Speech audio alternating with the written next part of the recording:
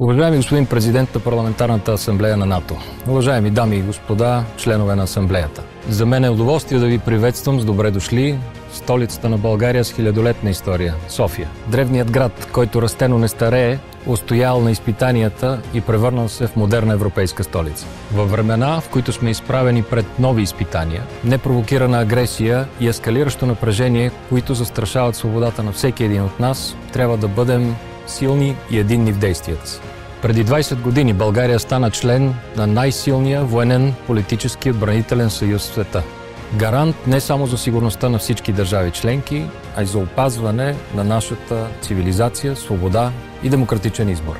През всичките тези години страната ни се е доказала като надежден съюзник в НАТО, който допринася за общата сигурност на над 1 милиард души в 32 държави, една от които се гордеем, че е България.